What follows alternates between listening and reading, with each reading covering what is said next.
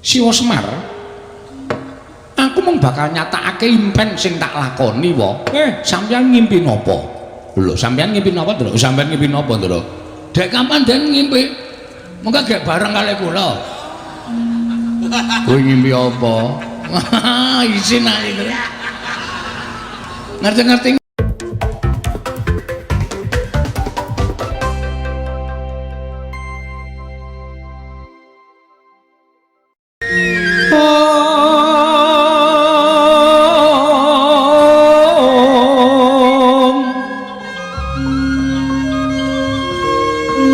ngacomaken astanira kalih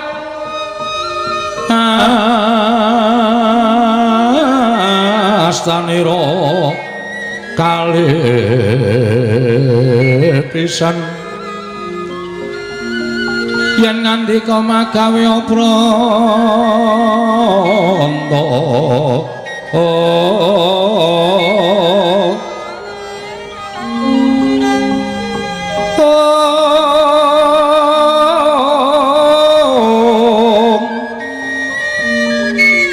yen ngandika magawe pranta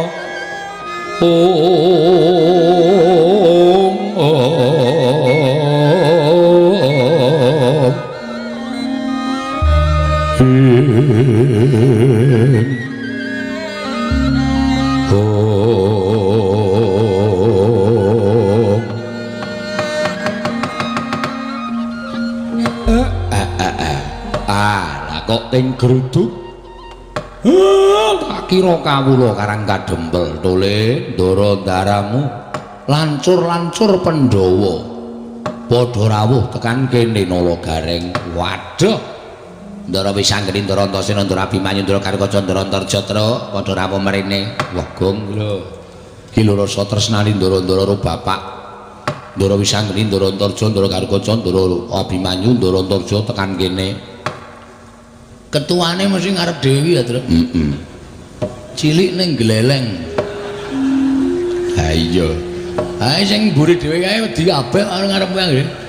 Kakang Antasena, Kakang Karkaca, Kakang Antarja, Kakang Abimanyu, ayo melu aku. Yo grutu grono nyolongi pelem. Nyolongi pelem dengkulmu atos kowe ora. Ku krungu, Gong. Ah krungu ora apa-apa. Wilujeng Den. Siwa Semar slamet tekaku. Bektiku katur ya apa? Nggih, kula tampi. Aku ngaturke bektiku katur ya, Kek. Nggih, kula tampi.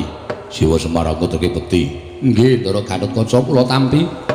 Siwa Semar aku ngaturke bekti. Ndara Abimanyu kula tampi. Siwa Ismaya aku ngaturke bekti. Ndara Antarja kula tampi. Nalagareng slamet. Mangestunipun Ndara Wilujeng. Slamet kele, Dekle. Piye rek? Jane ora trima atiku aning bose. Ha iya. Wis ora apa-apa. Wilujeng Ndara Antasena, bekti kula konjuk. Yo. Tak tampa rek. Garing padha slamet. Pangestunipun Ndara Gatotkaca, Nalagaring padha slamet. Pangestunipun Ndara Abimanyu wilujeng. Nalagaring padha slamet. Padha kok plada. Padha slamet. Pangestunipun wilujeng bekti kula konjuk. Ya tak tampa. Ndara pisan ngene bekti kula nggih Den. Petruk tak tampa pangestuku Tampanana ya Petruk nggih. Ndara Antasena ya Petruk tak tampa pangestuku Tampanana nggih. Ndara Karkaca ya Petruk pangestuku Tampanana nggih. Ndara Abimanyu ya Petruk pangestuku Tampanana. Ndara Antarja ya Petruk pangestuku Tampanana. Gendi kowe Gong. Ndara kula idem. Lho. Kok ming idem kakean cangkem terus. Eman-eman sing nggo nyambut gawe terus e.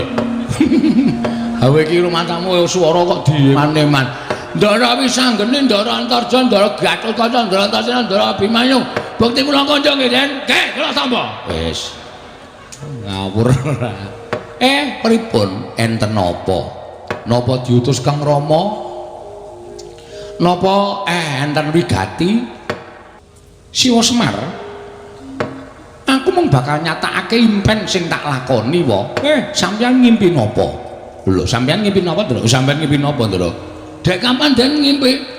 Mengko gek bareng kali kula. Kowe ngimpi apa? Isin ae, Ndra. Ngerti-ngerti ngelilir ya aku iki. Ora usah sok modo-modo ora. Ngimpi kok ora. Kakang Semar, mula aku nganti kadang-kadangku Kakang Antasena, Kakang Garwa Kakang Antarja karo Kakang Abimanyu Prapta ning Karang Kadempel, sayekti mung bakal njumbuhake impen sing tak lakoni wa. Ha nggih, sampeyan iku ngimpi napa? Wong sing jenenge impen iku ora kudu kelakon lan ora kudu kababar. Dadi kasunyatan. Ora kanthi kanyono-nyono. Siwana Yantaka lenggah ana ing pendopo padukuhan. Nanging gumebyar cahyane kaya mangku sanggiwang rembulan wa. Weh, weh. Piye kowe? Semar mangku Dek Wulan. Us. Bagong nek ora krungu kupinge digebek sik kono. Apa ya maksude? Mangku sanggiwang rembulan. Wah, krunguku kok mangku Dek Wulan. Yang kowe. Wah. Langsung pemburu aku. Ha iya yang rembulan kok Dek Wulan ora. Mongko bareng tak caketi para putra kena dayaning sanggiwang rembulan wekasan salirane Kakang Antasena, Kakang Garwa, Kakang Antarja, Kakang Abimanyu melu mawa cahya. Siwa, iki werdine apa? Mula banjur tumune aku sowan ana ing Randu Kumbala, nglumpuhke kadang-kadangku pring gondani. Jangkar bumi lan Tanjung Anom ing wigati bakal tak irit sowan ngersaning Siwana Yantaka. Lan apa ta wigatine? Yen to pancen Siwana Yantaka kuwi duwe gegayuhan, yen to pancen Siwana Yantaka kuwi duwe kekarepan, anak-anak Pandhawa ora bakal mangku asta wisuh lumuh ngentasi perkara. Mesti aku bakal sak biantu karo Siwana Yantaka wa. Lah. Pancen bocah siji iki kena disebut wiji sejati ya iki, Petruk. Lah nggih. Monggo aku lagi rasan-rasan. Lah kok dadi wis padha priksa. Lho. Siwana Yantaka grenengan kaya ngono kuwi tegese Siwana Yantaka bakal duwe karep. Kula niku rak mung kepengin bangun desa. Kula niku mung kepengin bangun desa ning syarate miturut wangsit sing kula tampa rada abot. Monggo anak-anak kula kongkon do ora sagu. Lho, nala Gareng Petruk Bagong ora gelem dikongkon, mboten purun. Anak model apa kuwi aku tak takon. Ing ngatas dikongkon karo bapakne kok ora mangkat kuwi. Lah nek cara aku rasa anak-anak wae, pateni wae ngopo? Waduh. Modar iki, Tru. Ha wong aku ya urung muni ora sagu kok Pak Ming aku andake nek sikil kuwi barasa murat. Nyatane do duwe alasan dhewe-dhewe. Bapak arep kongkon aku nanti, Pak. Sendika dawuh, Pak. Lho. Ming aku sing sendika, ta, Pak? Ora. Aseme. Nek aku mbak Semar karo aku Pak plotroke kathoke aja gong. Ora karo bapakne arep diplotroke kathoke. Taboki bokonge mangkel aku. Ceplek-ceplek ngono kae. Kurang ajar. Mula yen pancen syarate kuwi aku entuk dikeparengake ngerti, mengko aja anak-anakmu nyeng budal golek syarat, aku ingin golek syarate supaya kaleksanan pambangunan ing desa Siwana Yantaka. Lha niku ya gumun. Lah nek syarate kok dadak siji Sekar Wijaya Kesuma, loro Pustaka James Klimasada, telu Pusaka Mandura, loro cacahe Kyai Nenggala, Kyai Arugara. Kakang Antasena, piye? Piye Kakang? Adidum, rasa kuwatir. Aku ro kowe ning Ndarawati. Mengko nek Siwa Kresna ora maringake, sapa wah aji are kabeh. Ora kasar kaya ngono kuwi. Lah Witena, mungsuhmu nek wani karo wong Ndarawati, Aman Setyaki lho. Aku ki rawedi rumah cilik. Aku ki rawedi, aku sapa-sapa ki rawedi ya. Aku wedine karo wong sing sok nganggo training abang. Rungana, Tru. Tru, rungake. Wah, metrentreng juan ora. Kowe lagi ngerti nek Ndara Antasena iki medine karo Suwanto. Agamanmu ya apa? Weh, untuk wis ora ana kabar. Takmut. Mesti risi. Heeh. Kuwi mengko didum. Lah terus sing ning Ngamarta ki dia pasrahke karo anak-anak sing ditresnani karo para wong Den Pandhawa. Sapa? Kakang Garwa karo Abimanyu. Oh, Kakang Garwa karo Kakang Abimanyu. Oh, iki rak anak emas. Wanggre sowan negara Ngamarta. Ngono. Pandhawa lilih kabeh. Kowe lah cocok. Lah terus sing ning Mandura, Kakang Antarja.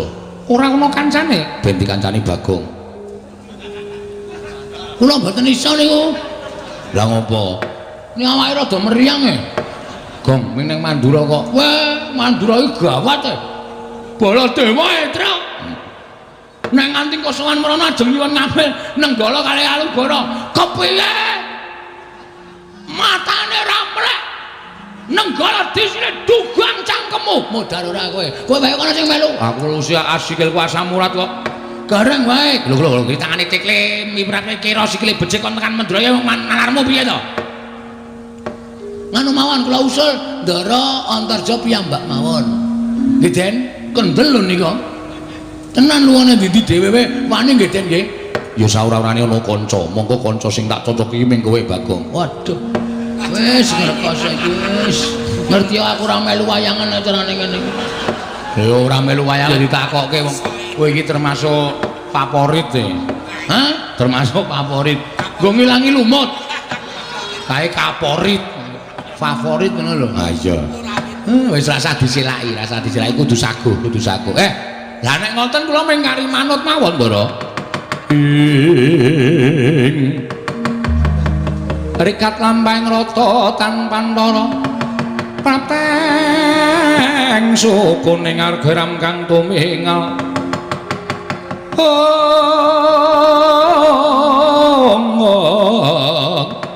Ram kang lumingal dendeng saingga praja.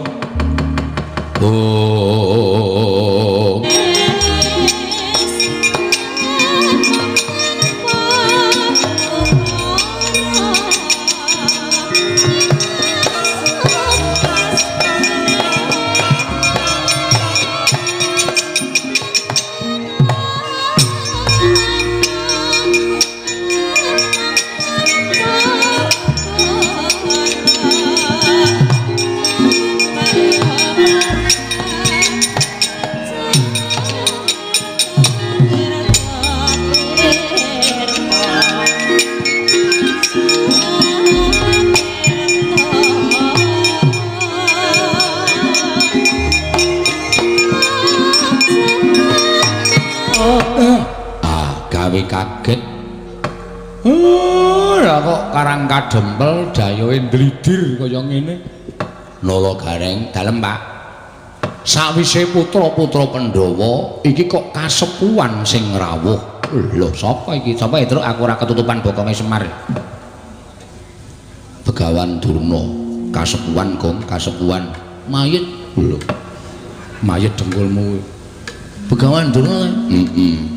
Ate sengkune mau ketoke melu mlebu bareng weruh. Anak-anak Pandhawa komplit nang kene kok njel nglesot metu meneh. Sajake gila sajake ayo. Wong ki nang ngres tumindak eleke mesti weruh kanan iki mesti wedi sik, Tru. Wis ben dibagekke karo bapak. Bagekno Pak rawuh Begawan Durna. Nek ana apa-apa iki mumpung ana putra-putra Pandhawa mesti ora bakal wani tumindak piye-piye. Penemban wilujeng gandak bleguduk soal gembol Sumorante.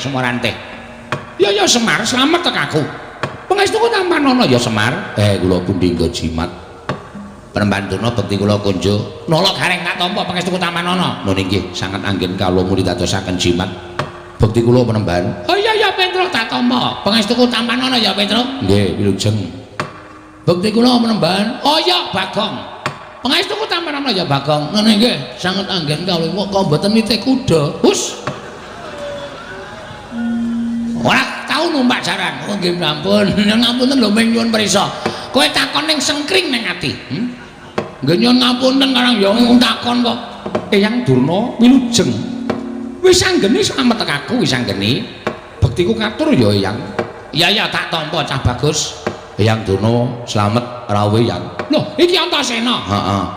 Slamet Antasena pangestuku Tampanono. Eyang penemban bekti kula kunjuk. Iki kaya suarane Abimanyu. Kasinggihan mekaten. Bekti anu pangestuku Tampanono ya Abimanyu. Kula pundi nggo jimat Eyang. Bekti kula kunjuk Eyang. Iki kaya suarane Gatotkaca, Radyora Permana mlebu ning padukan Karang Kadempel. Inggih, ingkang wayah ing pringgondani. Pangestuku Tampanono, Gatotkaca. Eyang bekti kula kunjuk. Loh, iki kaya suarane Antarja. Inggih. Pangestuku Tampanana. Kanjeng Eyang bekti kula kunjuk. Iki kaya suarane Irawan. Inggih, dasar kepara nyata. Pangestuku Tampanana Irawan. Inggih, Kanjeng Eyang kula bekti kula kunjuk. Iki kaya suarane Janaka. Inggih, bekti kula kunjuk Kanjeng Eyang. Tak tampa Janaka pangestuku Tampanana. Wah. Oh, cangkeme Bagong. Iki senengane bebeda kok, Gong. Seneng ya aku. Ayo pendhita gleleng ning mripate lamur. Dadi ora nek dienggo dolanan ki iso. Wong ora ana Janaka kok ya. Apa iki kaya Gatotkaca kaya Antarja. Berarti ae lamur ta, Tru. Oh iya, wong mulane kae apa kacamatane digandulke ning dodoke. Dina irante. Nah engko nek ora permono sapa-sapa terus dipasang. Penemban enten apa? Rawuh wonten ing Karang Kadempel. Iki ngene ya Semar.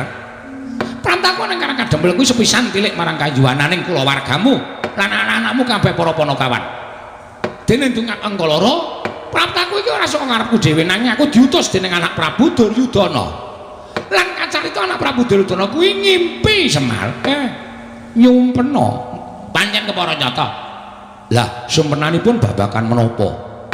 Nalika semana anak Prabu Duryudana paring dawuh kalawan aku yen to 7 dina kepungkur mau ngimpi ketemu karo kowe jroning pangunpen nalika semana gumebyar cahyamu mawa teja mongko nalika kowe lungguh katon banget yen to kowe nembe mangku Sang Hyang Rembulan nalika semana kowe paring dawuh kalawan anak Prabu Duryudana sinuwun monggo kula aturi ngasta rembulan menika Sang Hyang Candra menika wonten negari Ngastina menika dados sarana tentrem ayem rukun lan saya nginggahaken derajat pangkatipun sinuwun Prabu Duryudana gregah wungu saka nindra anak Prabu Ngastina tumuli dawuh karo aku supaya suwana ning Karang Kadempel ingkang wigati Semar ora ana kejaba mung dina samengko aku kadhawuhan supaya mboyong marang kowe nang Gur Ngastina lan kowe kudu iso njlentrehake apa ingkang diparingake marang Prabu Duryudana apa ingkang mbok caosake marang Ratu Ngastina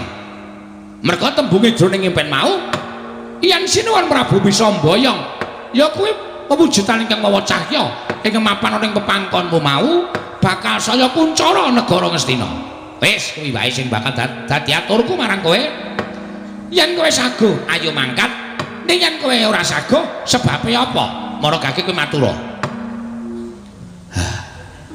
Lah kok kabeh do ngimpi aku ki ngopo? Dadi lakone, Pak. Semar bangun desa. Ha iya. Wis diwangsuli wae. Bapak kersane piye? Nek kersa ya mangkat. Nek ora kersa omong karo Begawan Durna kuwi. Ora gelem rono, no. Alasane apa? Amboyenmu kumat apa piye? Bapak iki amben. Nek lungguh dadak masangi krikil. Dipas-paske. Gak omong, Pak. Ha engko nek Begawan Durna nesu perkara aku ora gelem ning Ngastina. Lho. Ha iki ana nom-noman pendhawa iki nggo ngapa? Teng pendanang iki. Gus. Iki kok karo bendarane kok. Ndara Antasena ana, Ndara Gatotkaca ana, Ndara Antarja ana. Namung kon Jatasi Durna sago nggih, Den? Hah? Sing tetek ta rasa ora ndirasa kepenak sago ta Ndara Antasena ya nek Eyang Durna salah tur ora kena dikandhani nek tumrap aku hukume Antasena ki sapa sing salah tur ngeyel wajibe dijotosi kusik perkara iki aku ora bakal ngeyel ning aku pengen ngerti Semar kuwi gelem sowan ning Ngastina apa ora nek gelem ayo tak boyong nek ora sebabe apa ming kuwi tok aku ora bakal ngeyel. Nuwun sewu.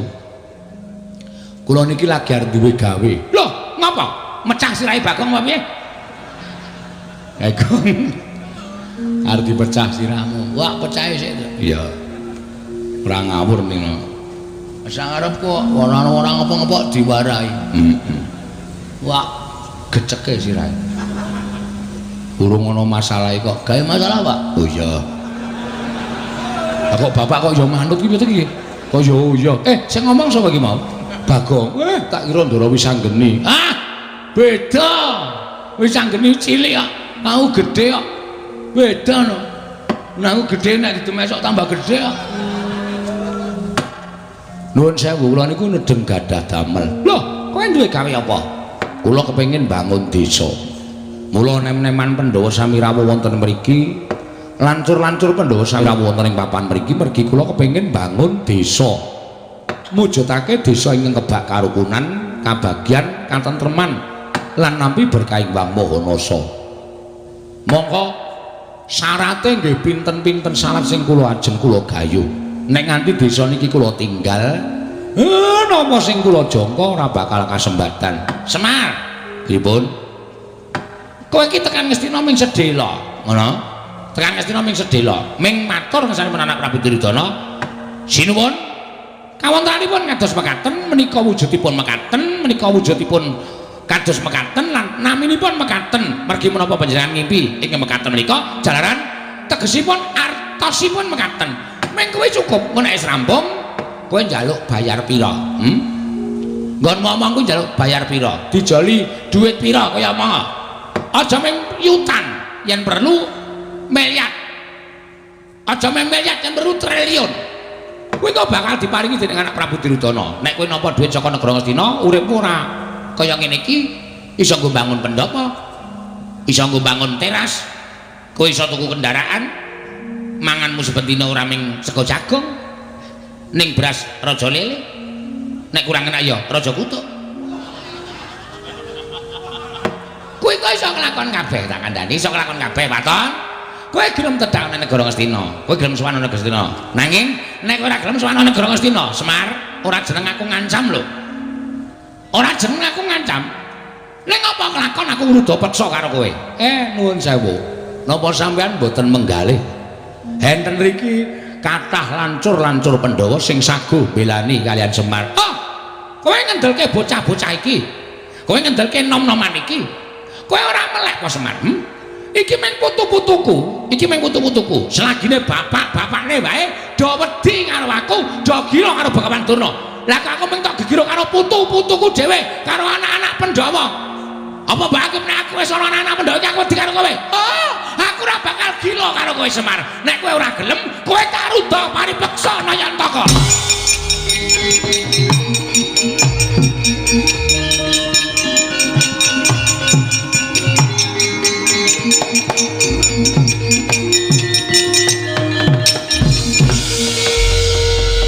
Ngandel ora? Bocah iki arep ngopo iki? Hei. Arep metenteng ya, Pak. Ayo metenteng tunguk ngisor, tunguk dhuwur metenteng keleke pasrai. Wis tak semprot. Ndandena. Loh, iki Bakong. Arep apa kowe? Sampeyan wau ngendika pripun? Semar nek tekan negara Ngastina jemang gawe pinten miliar? Pinten triliun? Sampeyan tahu wae Semar niku mata duwiten. Sampeyan tau ngerti lho, Semar niku teng diputi njaluk bayar? Mboten. Semar niku ndongani sajan wae digawe dit ra gelem. Semar niku mimpin genduran wae disangoni ora gelem. Apike Semar teng mriki niki lho. Nang perkara negeske impen tok Semar terus njaluk duit miliar, duit triliun. Niku anggepe bapak kula niku mata duwiten wae piye? Heeh. Nang bapak kula niku duweni penemu duweni jati diri ora gelem rawuh teng negara Ngastina niku sebabe bapak niku duwe gegayuhan inggih menika mbangun desa mongko syarate angel syarate kudu digayuh nek bapak ninggalke desane teng negara Ngastina tegese bapak niku mementingkan diri sendiri tapi tidak mau tahu tentang keadaan orang banyak. Wah Edian Bagong kata-katane apik meneng sik Antasena. Wah Pak Totok dasmu lho kowe. Weh, lali aku tak kira kowe bolone Durna. Ana mburine Durna e. Nun ngapunten niki lagi serius sampun dikisro omongan kula. Lho, terus sampean kok dadi nek pancen ora gelem tak boyo marang negara Ngastina, kowe tak rudha paripeksa. Bapak ngendika, napa sampean mboten wedi niki enten lancur-lancur Pandhawa. Anak-anak Pandhawa.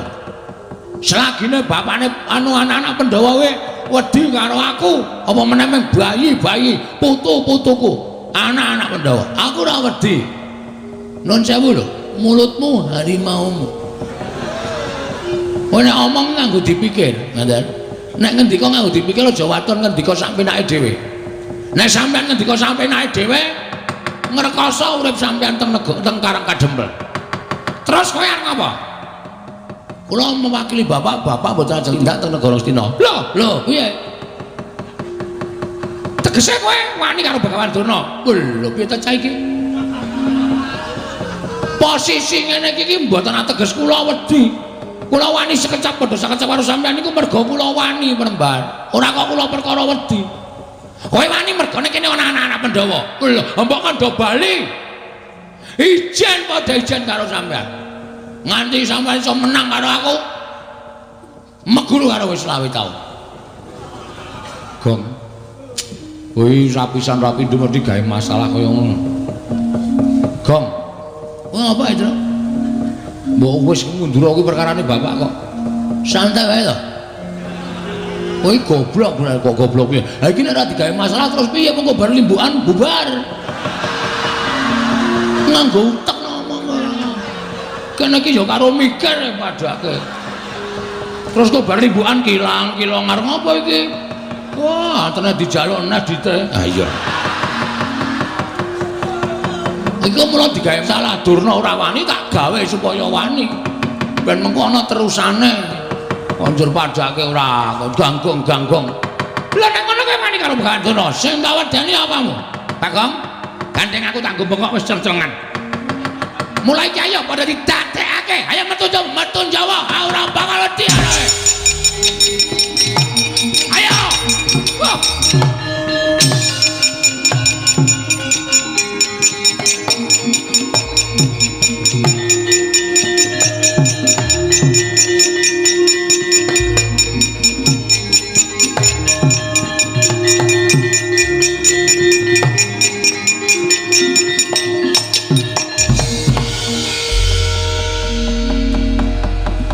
Ana tetembungan jagung bakarane.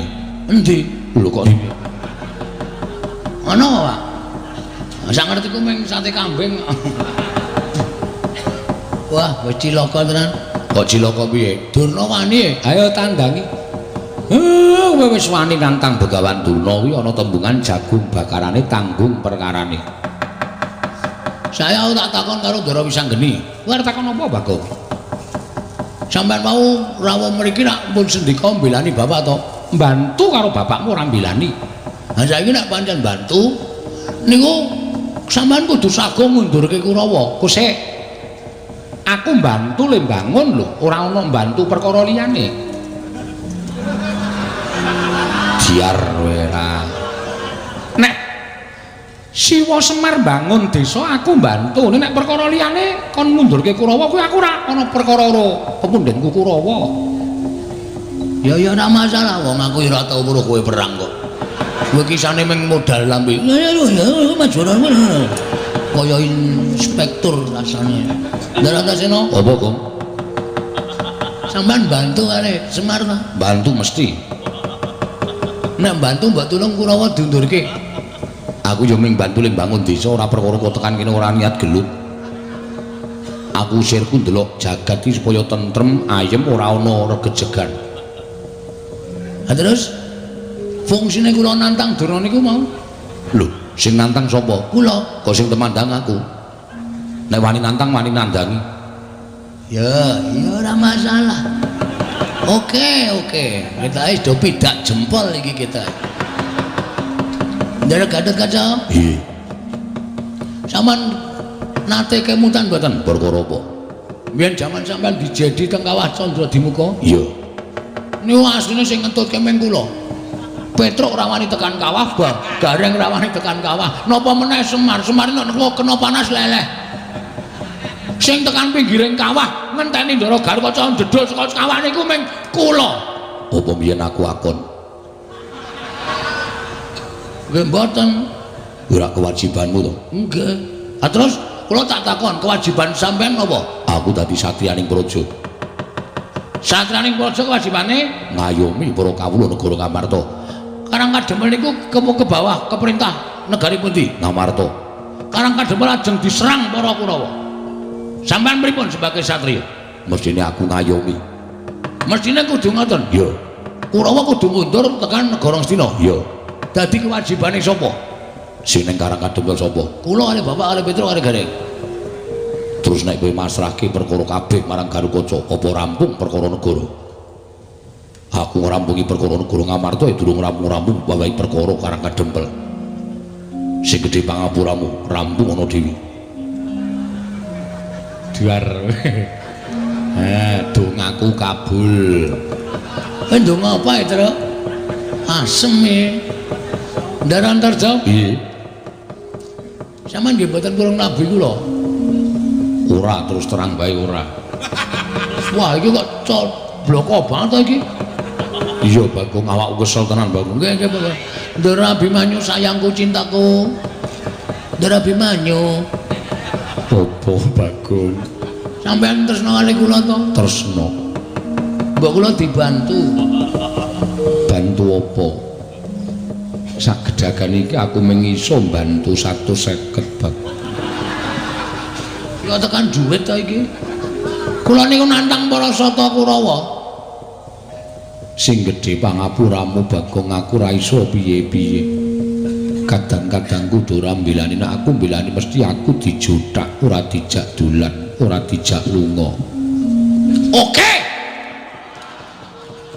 Iya. Dhewe kaya ngono ya. Bengi iki ora ana sing bantu karo Bagong. Pak. Gandeng aku wis kadung nantang Durna. Isen aku mundur, Pak. Terus? Oh, njaluk mawe ya, Pak. Arep endi? Methoke Kurawa, alakonane dhewe, wak ladanane dhewe, tak tandhakane dhewe, Pak. Kok njewewek cangkeme? Ora ngematke ya cangkemku ki sariawan. Oh. Nek ngomong sero lara, Pak. Mun jawab jawab. Yo sing ati-ati. Nek kowe mati kowe dadi kusuma bangsa. Matimu bakal dipendhem ning taman makam pahlawan. Njuk bathine apa? Mati ora iso urip meneh kok. Ya Pak, sampeyan yo sing ati-ati. Petro, kowe tega tenan karo aku? Aku lagi males kok. Lakonono dhewe. Nah aku mati lho, Tru. Ya mati awakmu dhewe kok aku bingung. Aku senengane glelekmu ora jamak-jamak. Nek ketanggur kene iki men tok rasake dhewe. Rek, apa? Nek aku mati, aku ora nyaur utangmu. Ora nyaur apa-apa tak ikhlaske, Gong. Edan. Aku ngimpi apa to ya bengi iki? Oh dadi kaya ngene kane, Pak. Nyuwun pamit. Begawan Durna Kurawa iki Raden Minajing. Ingkang sagung ngendarat karo Esa Kurawa menyang dhewe.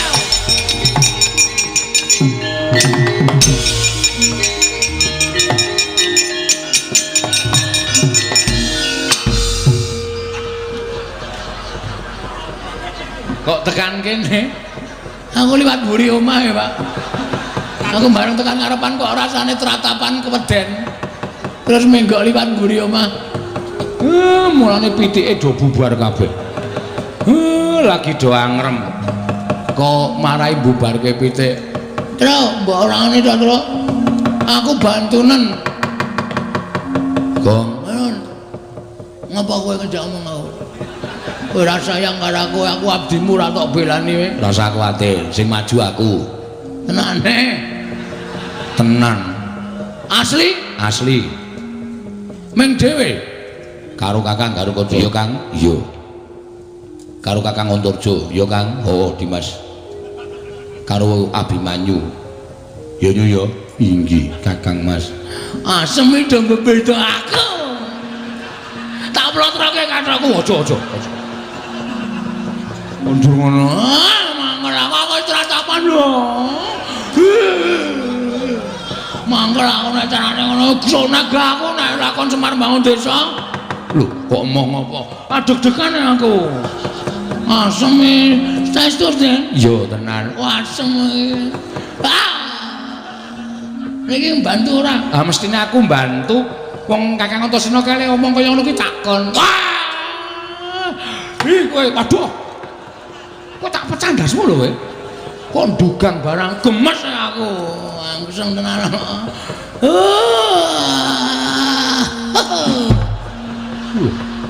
pun jengkelit barang ora saking senengku enggak metu jaba enggak sampean metu jaba metu njero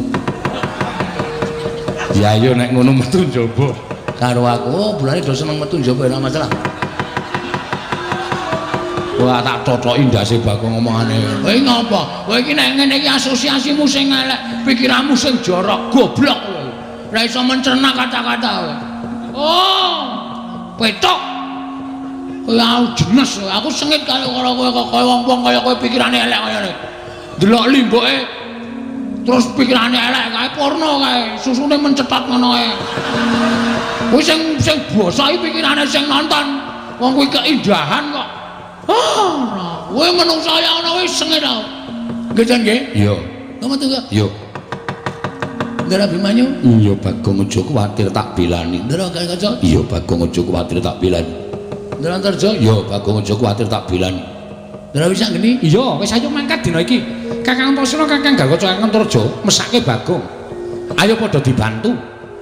Nek kira-kira mengko kalah karo Kurawa, ya wis ben ditandangi Bagong. Iki omong apa menah? Macem-macem ora yo nganti rampung iso nganti rampung yo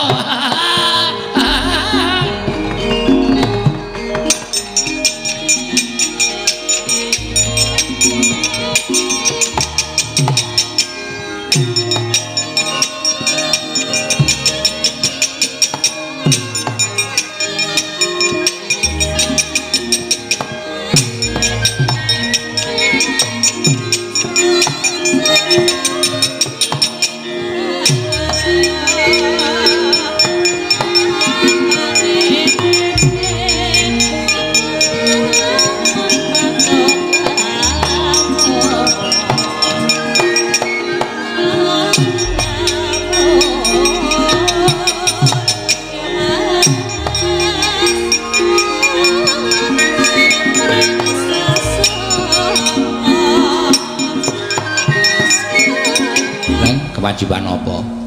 Iki kewajiban mikir engko bar perang adegane apa? Oh iya. Ya wis nek ngono ya dipikir sik. Heeh. Aku kok tak ora metu sik ya. Ya men perang sik. Heeh.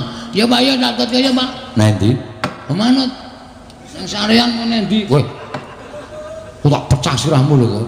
Aku iki senengane nek kan ya masuk ke dalam simbok wis olah-olah. Iya, iya. Seafood. Iya, iya. Kerang, ora doyan kowe kerang ta, Pak? Ra iso le ngonceki to kowe? Ora perkara ra iso le ngonceki, nggo mamah ki wis ra iso. Cangkeme ganti. Wedhus ora. Kerang ra doyan. Kowe iki disuguh apa-apa ora tau gelem rapi. Seafood ra doyan. Sate kowe ya ora tedas. Aku ki senengane ndok setengah mateng. Oh ya ngenteni sesuk-esuk. Kowe ora angel modar lho, Gong. Nah aku sok setengah mateng terus, Pak. Ndok pitikku maksudnya. Engko tak gaweke ya, Pak, kan aku sayang karo kowe. Ayo mlebu iki selak blandang wektune ayo gek. Bojone Bagong iki kon limbukan karo bojone Gareng. Men padha nglipur sanggaring para lenggah. Sangu gendeng apa, Pak? Sak karepmu sing gampang-gampang wae. Heeh. Apa, Gong? Jadilan. Lho. Oh, bapak mundur ngedaluk jadilan ora Santi Mulya kesenane bapak-bapak ya. Men kabeh warga padha sesanti kamulya-mulya ki ya rukun ya tentrem ya ayem ya manunggal. Ha ta, Pak? Wis gek dunekke dibukani bonang. Tilule demlong kuwi gugur gunung. Kuwi senengane obo pelok nyuwara pelok barang sak penake dhewe ra. Yo mangga dados.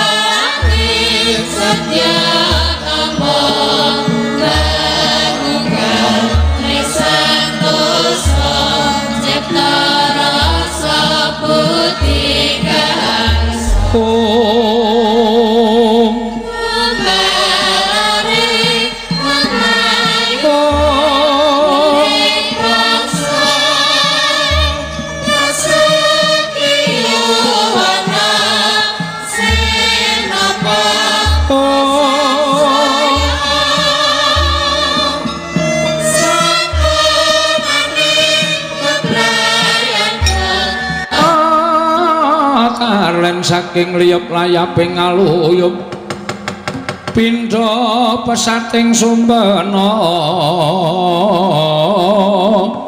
sumusuping rasa jati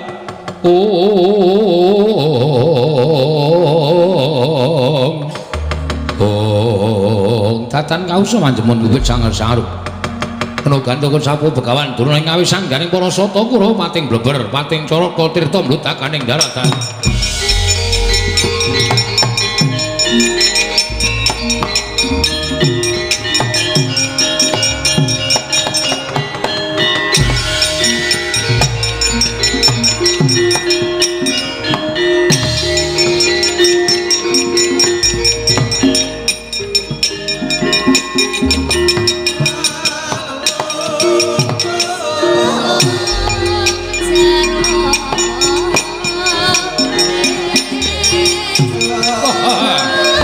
Mandekata lawan pindhi pasor tambur miang suling pepandhen dalutek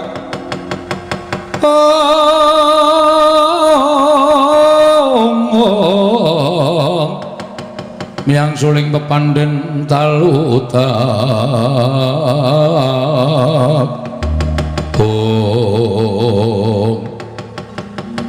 Dek Pate pripun Kakang Duna lah kok dadi sampeyan nyelingker. Ora melu sowan wonten ing Karang Kadempel. Nggih, kula merga weruh anak-anak Pandhawa niku ati kula ora penak. Sarsir-sarsir mula tumuli kula luwung medal saking Karang Kadempel. Pripun Kakang Duna entuk gawe napa mboten? Oh. Pancen Boyong Semar niku ora gampang. Nggih. Niki wau nganti kula gegeran karo Bagong. Oh, lah terus enten mriku Bagong narangane kula. Mula terus kula jak metu njaba ning pancen bocah ora gelem metu njaba. Niki kula ngerti. Nek Bagong niku janjane mingetapake para anak-anak Pandhawa sing nalika semanten pun prapta wonten Karang Kadempel.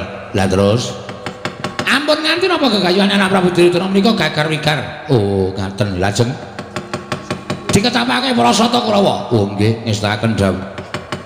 Ken Boyong Semar sapa sing palang kudu disingkirake ribate. Oh nggih, Dursasana. Lho. Oh wis krungu ngendikaning Kakang Mrembanduna nggih. Lah separingipun Kurawa diketapake ya le aja nganti ana ingkang cicir sapa ing palange karepe Kakang Drona Boyong nglawan Semar. Singkirna ya Dursasana. Wah nggih ngestaken dawuh wae. Ayo ora ketang klungsu nek melu padha budal iso ae kula diraken Kakang Mas Moha Mas diraken.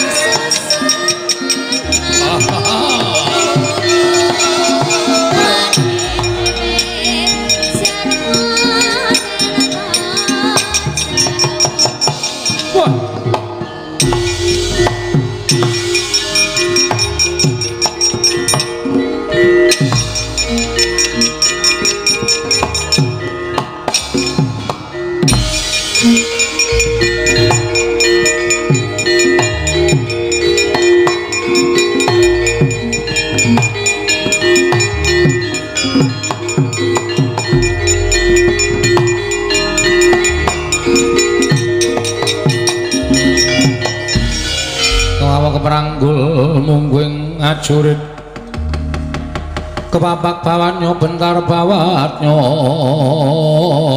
bentar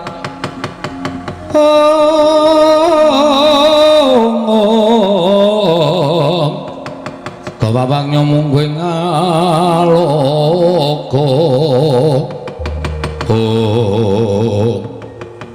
Antasena Pakde Surtayu iya. Lah kok dadi kowe ngengaglahon ing dalan. Monggo sing ngendikake Begawan Durna yen to Bagong ingkang wani nyentulani rembuking Bapa Penemban Sukalima. Bagong pasrah karo aku Pakde.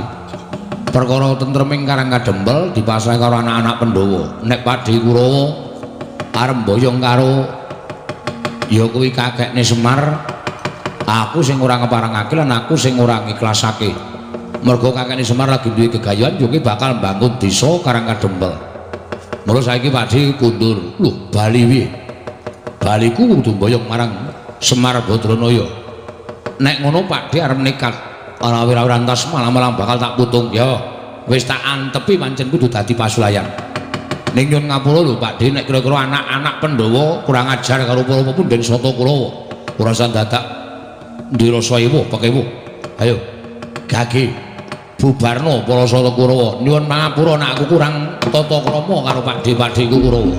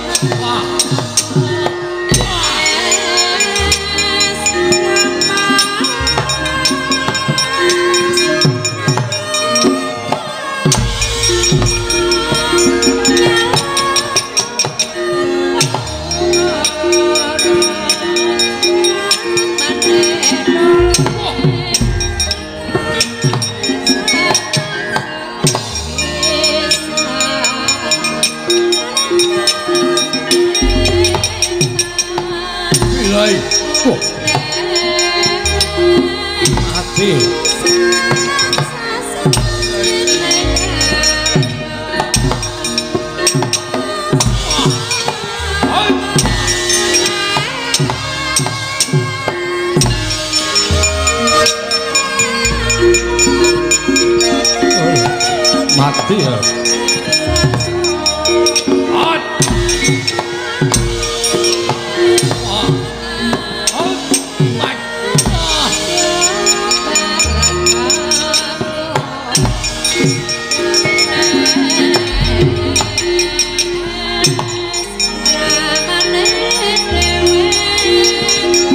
Cocok tumbak jebol dadau barat.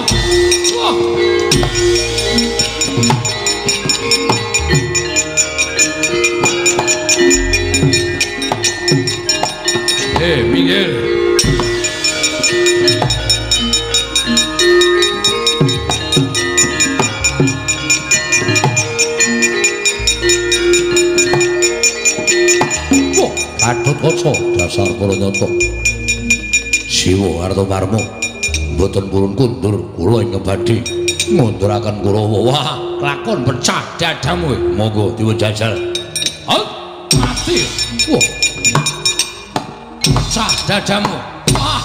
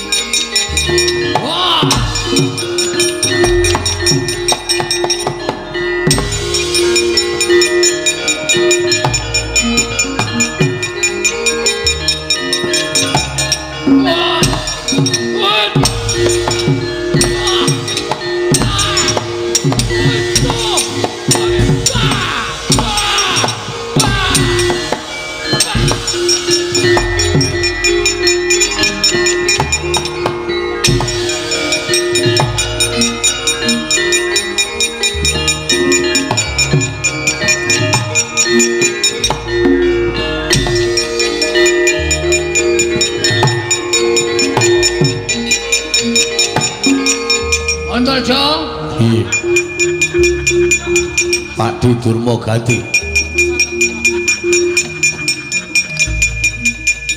Cemal tak jaluk ora bakal tak menehake kelakon mati dening aku. Ayo ngejauh apa tak wujudi. Wah lah pancen bocah ula kena dikandani kanthi becik kelakon tibantanganmu tibantanganku dhewe dilangan melocot sih. Tibano mati ae. Budal ae. Wedan. Tanganku keju-keju to, Jo. Budal ae. Wait. Aduh.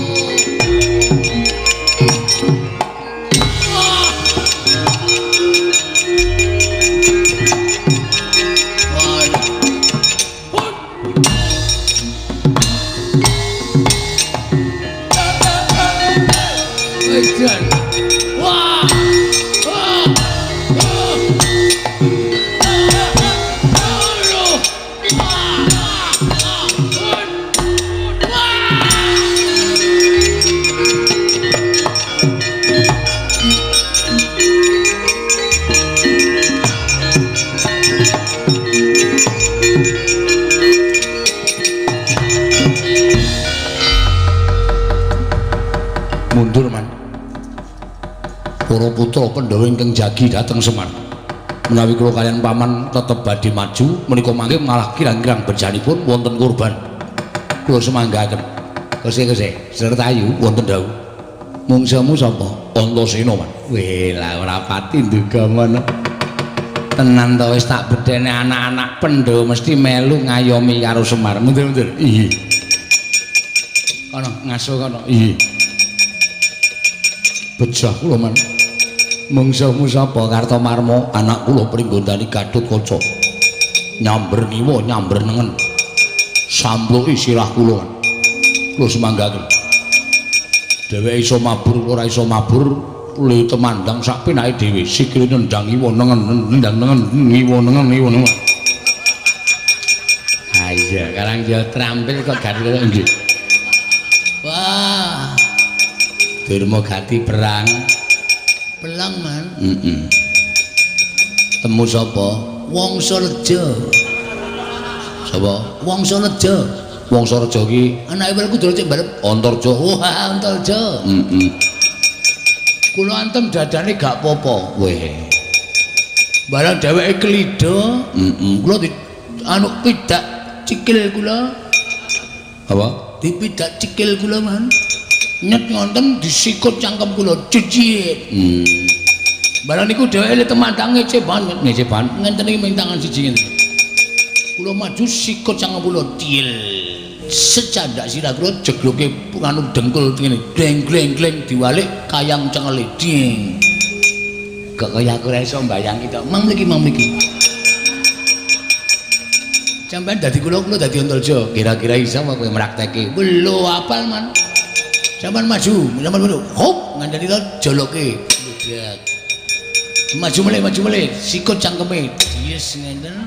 Terus tangane ngenten iki set, ngenten iki terus tampani tangan kiri jegluke raine jegluke dengkul. Blek. terus gondono diwalik antil cengeli. Oh, ngono to ping pindho. Oh. Disit ngene. Iki soalé set ngene terus diganteni ludung ngene. Kewan iki. Makne cilik kok terus dienggo praktek ora. Sak pinahe dipun cak madya mawon. Ah iya. Sapa sing urung maju? Man. Kuku kula ajeng maju, Man. Ya, maju. Wani apa kowe? Wani. Mung suwe lho, Man. Mung suwe akeh. Wedan. Sapa wae?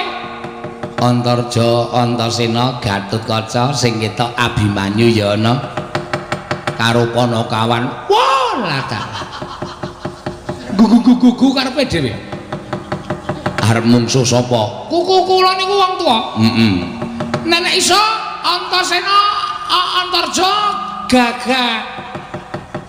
Gatotkaca kuku kula dukumba den.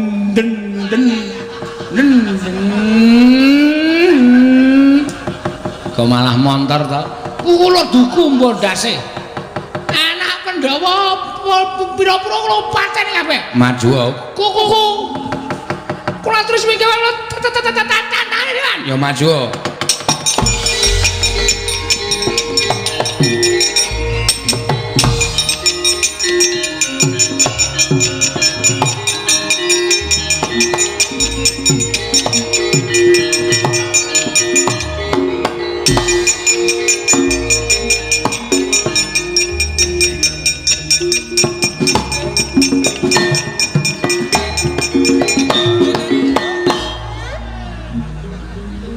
Gelem banter ya. Utus.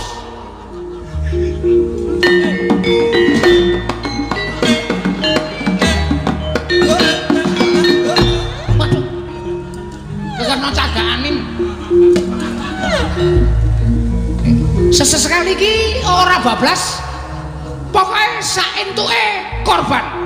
Gagah Gatotkaca ya gelem, Antarja ya gelem. Antaboga Antasena ya gelem. Mama mati kabeh.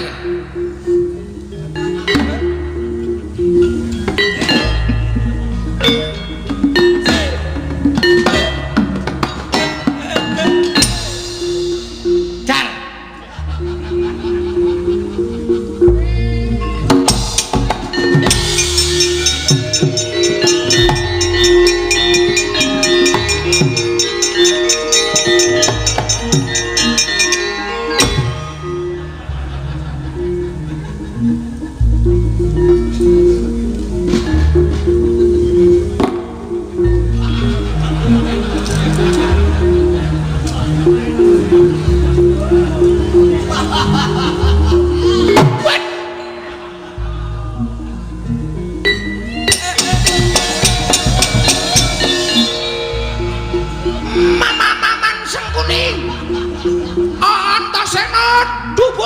Gugur.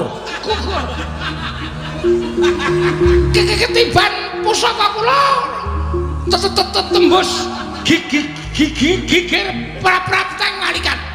Cicitraksi sing iso matani Antasena. Pengumuman. Citraksi iso matani Antasena. Antasena almarhum kena pusakaku. Pengumuman. Mama-maman. Sesengkuni budak. Mama mangrungake. Antasena mati saka tangane Citraksi. Assalamualaikum.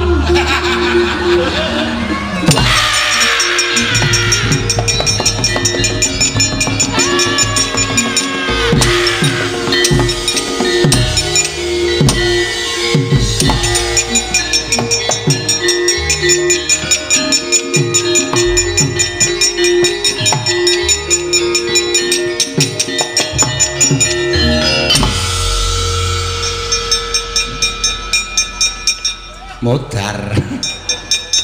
Ora sembodo karo ling gleleng.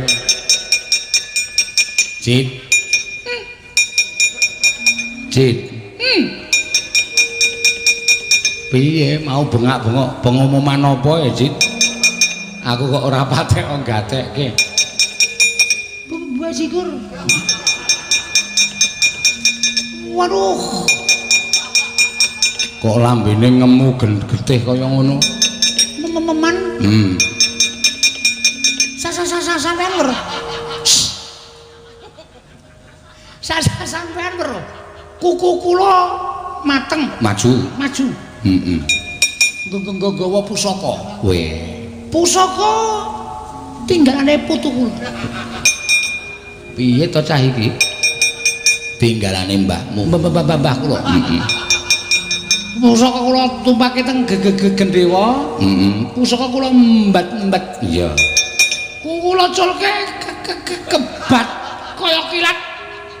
Keset kaya silet. Katet. Cul.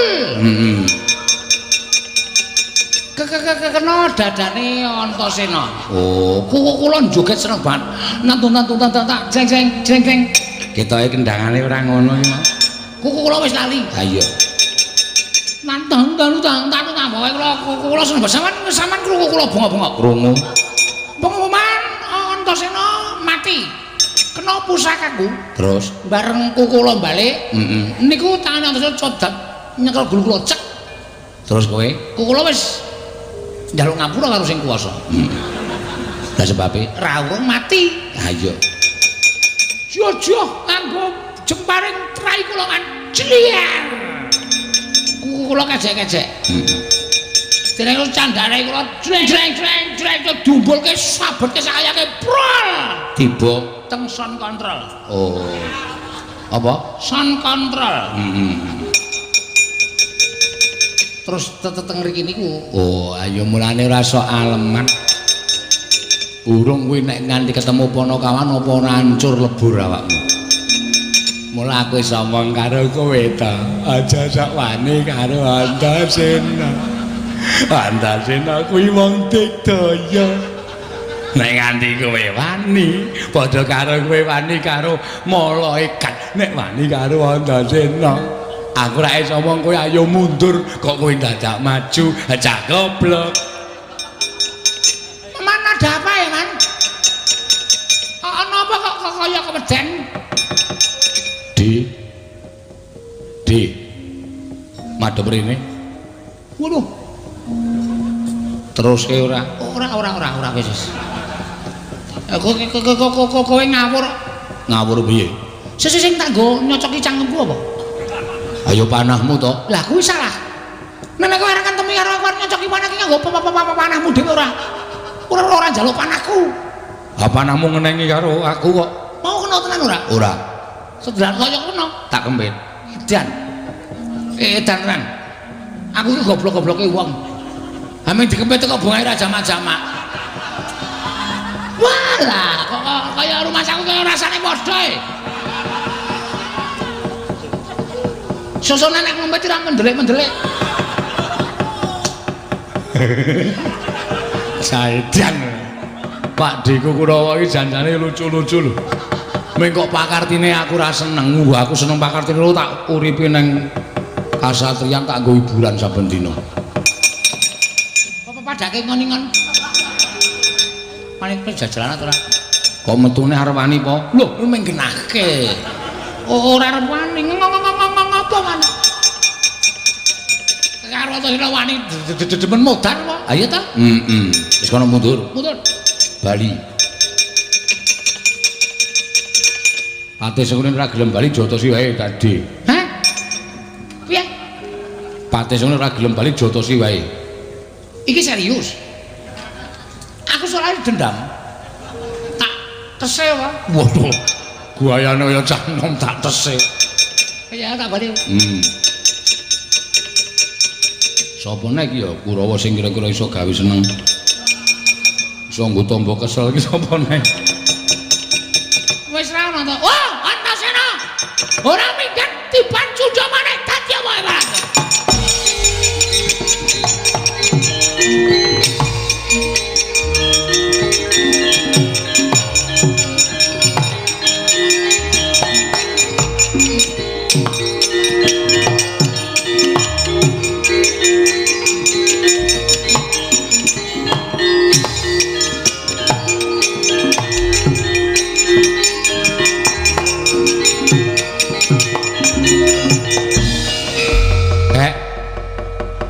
Hyang Durna nggawa cundha manik. Ngamuk punggung Suratamtuha Nirbaya Nirwikara. Tak pasrahke marang Kakek Semar nek nganti anak-anak sing methuke ndak malah katriwandan. Ngaturi seminggah Ndara mang semingkir. Durna kula balekke teng Saka Lima ndak dadi maksiat.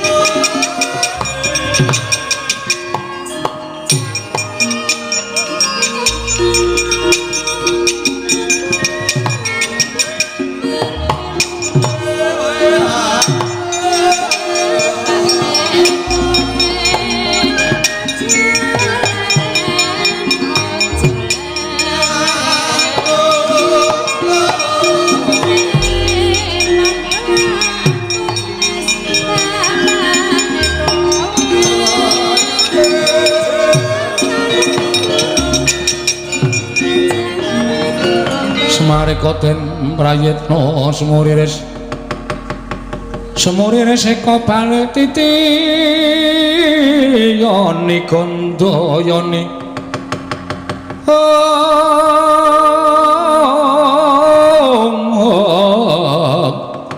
Trisanya purnama sasi gilar-gilaran ing tengah latar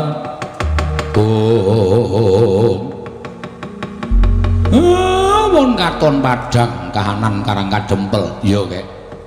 Lah niki kula njaluk kesaguhan sing pun menate mangendikake. Sing endi? Sing sampeyan iso ngrawuhake napa dadi syarat srana nggih kula mbangun Karang Kadempel. Ya. Nek pancen ngono aku njaluk pamit, aku tak nganti adhiku wis anggeni. Sowan Siwa Ndhurawati nembung Sekar Cangkuk Wijayamulya. Nggih, menika malah prayogi. Siwa Semaraku nyuwun pamit tak nganti adhiku Abimanyu. Budal sowan marang Praja Ngamarta nyuwun pustaka jamu semyang jimat lima sada. Siwa Semaraku nyuwun pamit tak budal ning Mandura nyuwun pusaka kae Nenggala lan Alugara. Matur nuwun, matur nuwun. Nek pun kelakon manglumpuk teng Karang Kadempel, ning nek wonten apa-napane sampean kudu iso gawe cara, aja nganti gawe kapitunane ingkang rama sedayanipun. Ning sing wigati pusaka saged rawuh wonten Karang Kadempel. Njaluk pangestu ya, Kek. Nggih ngatos-atos. Siwa Semar nyuwun pangestu. Nggih, Den. Ya, Siwa Semar nyuwun pangestu. Muga-muga kesenggatan penjangka kula, Ndara.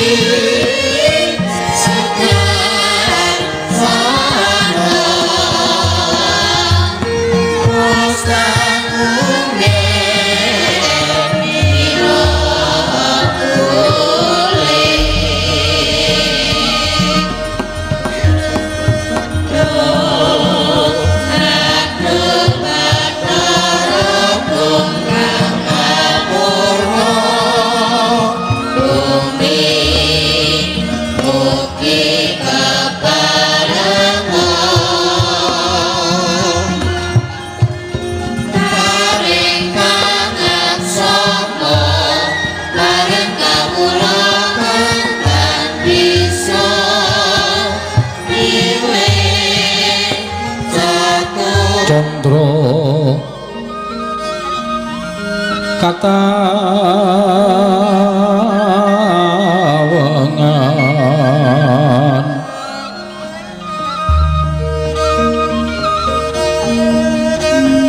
sumuk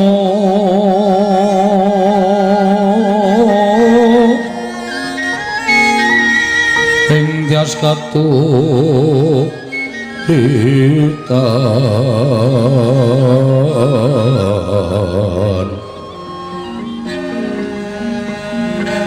liimut kabyataning rojit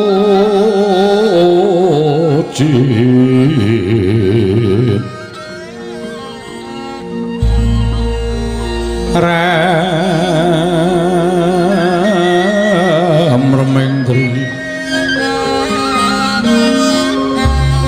yoma nawung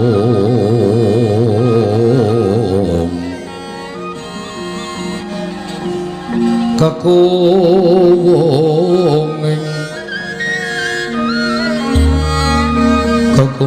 bang wiseso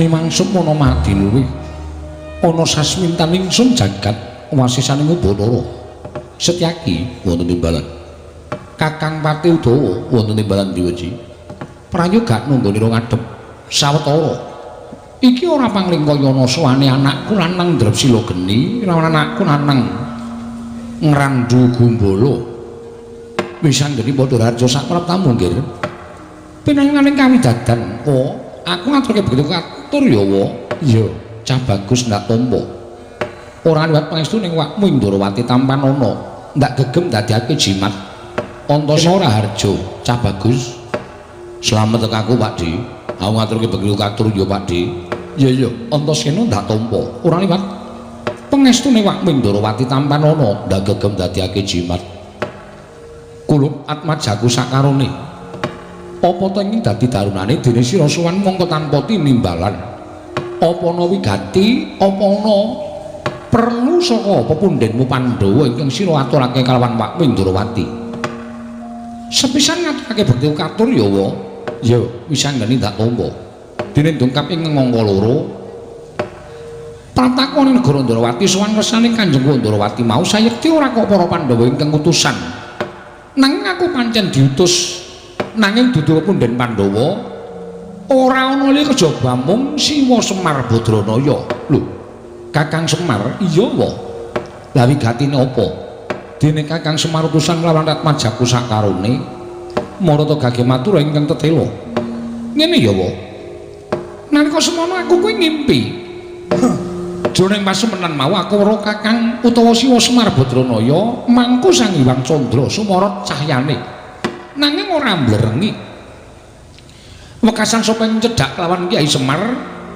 dadi kedunungan sorot ing mapan ning andane sapa wae ing cedhak lawan Kakang Semar ngono nggih iya tumuli aku nganti lawan putra-putra Pandhawa sapetara sowan marang Karang Kadempel nanjake marang Kakang Semar Badranaya utawa Siwa Semar apa to sababe lan werdine impen mau lah kok jemel ndara dasih impen ingkang tak lakoni wa ketitik Siwa Semar Badranaya bakal duwe gawe lah dal Kakang Semar bakal duwe gawe iya wa lah duwe gawe apa nggih wis anggeni ora kok duwe gawe tegese pribadining Siwa Nayantaka dhewe nanging Siwa Semar bakal duwe gawe ya kuwi bangun desa Karang Kadempel tumuli aku nglawan para putra saguh sak biyantu kelawan Siwa Badranaya jernyatane Siwa Semar gedhe lelabuhane tumraping para putra lan pepundhen Pandhawa mula ora ana ilange yen aku kelawan para putra kabeh bebantu marang botripoting Siwa Nayantaka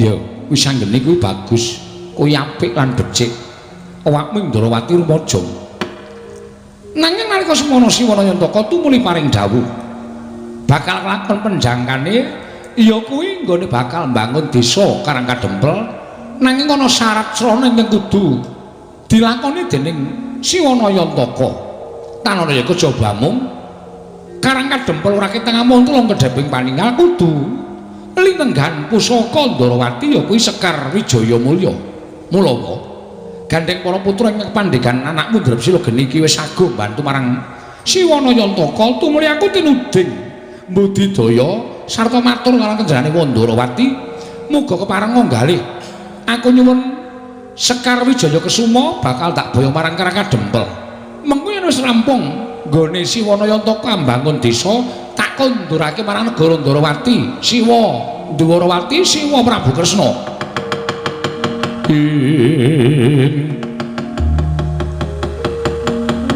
Tukaya sinipe cocobang mawinga wangis kumejot padoning latri netra kocak ngondarandir wis anggeni ana dawuh apa wae ya bener Kakang Semar kuwi pancen pengayomaning para Pandhawa Kakang Semar kuwi pancen ingkang ngomong anak-anak Pandhawa mula ora jenengane yen to wis anggeni tumuli anyagui dituwongkon dening Kakang Semar supaya nyuwun ngampil pustaka Jamus utawa nyuwun ngampil Sekar Wijaya Kesuma nanging kowe kudu eling nggih Semar kuwi namung derajate ngaceplik Semar kuwi mung Panakawan Semar kuwi mung batur saumpamane lah kok dadi kebangetan nggone ngasorake marang Ratu Ndarawati apa dianggep Sekar Wijaya Mulya kuwi wujude pusaka ingkang loro saudon telu saurupan tegese dudu pusaka ingkang ampuh lah kok dadi ngatasi pengin bangun desa wae dadak nganggo dirawuhi pusaka Ndarawati kuwi Sekar Wijaya Mulya monggo Sekar Wijaya Mulya kuwi ora kena pisah kelawan Wakmi Ndarawati mula saiki ya nggih kowe tak utus baliya sowana marang Kakang Semar yen to Sekar Wijaya Mulya ora bakal prapta ning Karangkadempel lan matur babar pisan yen to aku uga ora bakal ngaturake Sekar Wijaya Mulya mula Kang Sangka kuwi sanggeni aja gawe geger bebutek banyu bening kanan negara Ndarawati yen sira kulup atmajaku isih ngabekti karo wong tuwa mesti napa kang dadi dawuhing wong tuwa ing Ndarawati iki sira anakku Drepsila geni mesti mastuhu dawuhing wong tuwa mula Kang Sangka kuwi sanggeni matur marang Kakang Semar golek srana liyane wae sak liyane Sekar Wijaya Mulya yen nganti wani Kakang Semar kuwi nyuwun ngambil Sekar Wijaya Mulya mongko derajate ora padha karo Ratu Ndarawati ateges Kakang Semar kuwi wis madha sarta wis ngasorake marang derajating nata ing Ndarawati aku ing ora trima perkara iki wis anggeni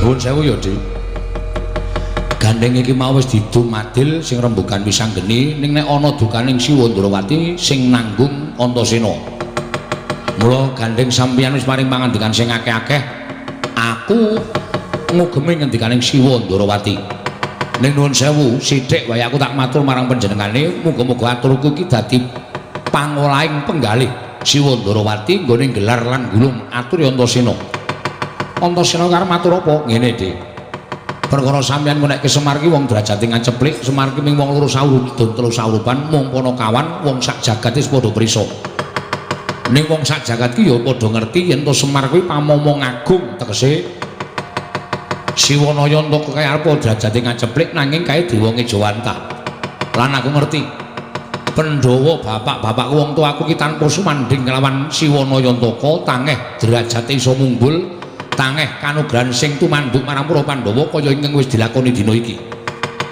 Mula gandeng pangendikane Pak Bli sadhe ngiyas karo Siwanayantaka aku sing ora trima. Lho, Antasena. Lah kok dadi ngawu gawar ucapmu kowe matur yen to ora trima. Yen kowe ora trima karo Nata Ndarawati, kowe arep ora trima piye? Pak Di gelem ngambil mari ngambil Sekar Wijaya Mulya apa ora? Yen aku ora gelem. Tegese Pak Di ora tresna karo Siwanayantaka. Aku tresna karo Kakang Semar, ning takon mulat karo kahanane. Nek Pak Dewa ora maringake saiki ngene wae. Gandhengaken gunung sing tanpa guna. Nek kira-kira sampeyan tak tontong tak tantang jotosan piye? Lho. Kowe aja edan lho kowe. Aku ki wakmu. Aku ora peduli. Mergo aku sagu karo Siwana Yantaka nek nganti aku bali tekan Karang Kadempel ditagih karo kakekne Semar endi Ndara Antasena Sekar Wijayamulya aku ora iso ngaturake isinku tanpa upama.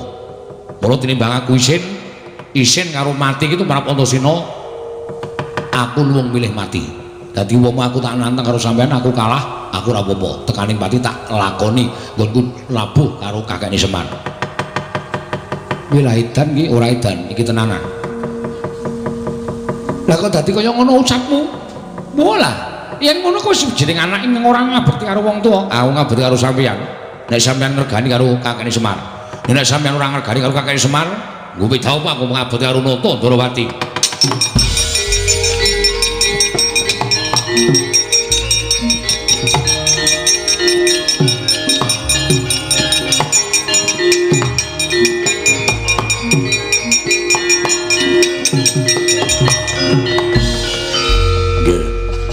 Ingkang dados senopati wonten negari Ndarawati menika kula.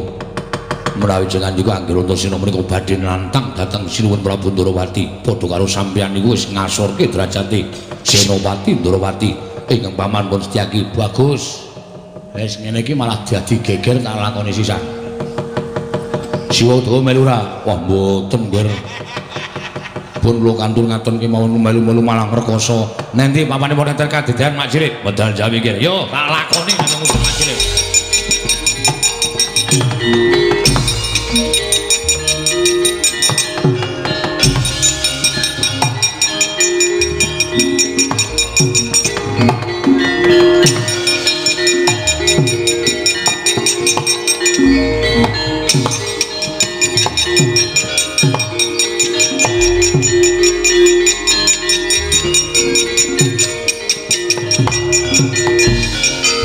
Jenenge kemanen kan nek kaya ngono kuwi. Lah piye?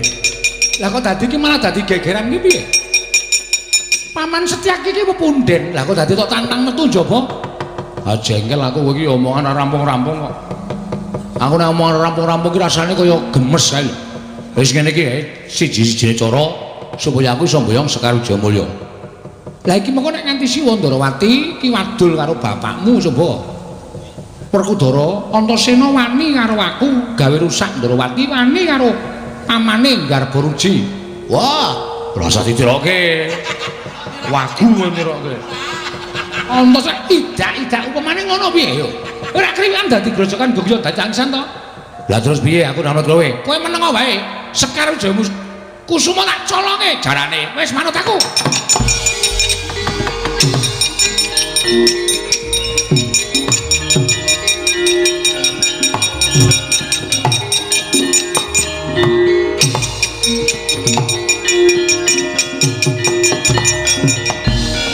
Wis dadi kaya ngene iki tak dadekke Mak Cilik. Nggih. Arep sampeyan niku kondang Tidaya ning Setyaki niku Senopati ora wedi karo sapa wae. Aulung tekaning pati yen to nganti Setyaki ora iso mbelani negara Ndarawati. Bagus. Semono go aku Mak Cilik. Aku luwung tekaning pati nek aku ora iso mbelani karo Semar. Ngono wae. Wenehke ora Sekar Wijayamulya. Ora mbok wenehke dijajal. Mumpung durung ana critane Setyaki gelut karo Antasena men disekseni wong manding. Ayo menang endi Setyaki karo Antasena? Kene margane patimu tangga tak ayoni. Setyaki aja kaya bocah cilik.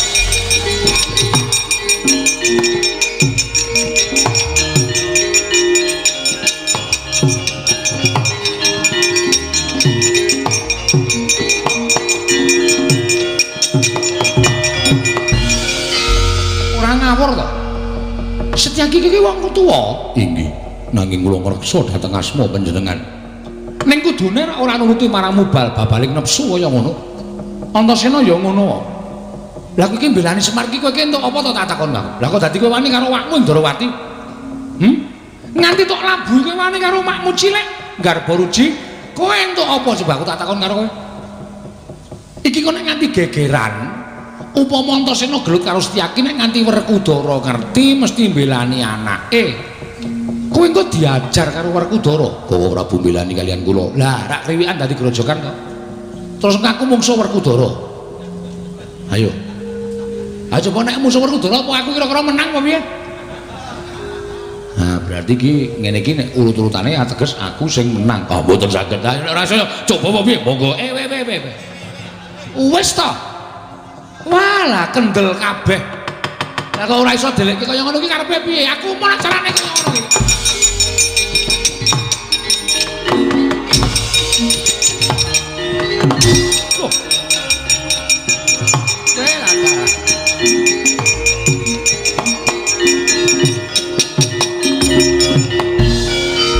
Edan terang panjang wong loro ki wong dugal kewarisan tenan setyaki wonten dawuh mak glibet ning antariksa kowe ora nggih kula semrep nanging sinten wis anggeni lah wong Sekar Jayakusuma ki tak lenggahke ning pagedhongan pusaka lah kok bocah kok wo lah eling-eling anake Janaka sing gerang senane nyolongi wong wedok sing cilik ya pinter nyolong pusaka Setyaki wonten dawuh tunggune negara. Aku tak weruh kaya ngopo to karepe Semar iki kaya ngopo kaya ngono.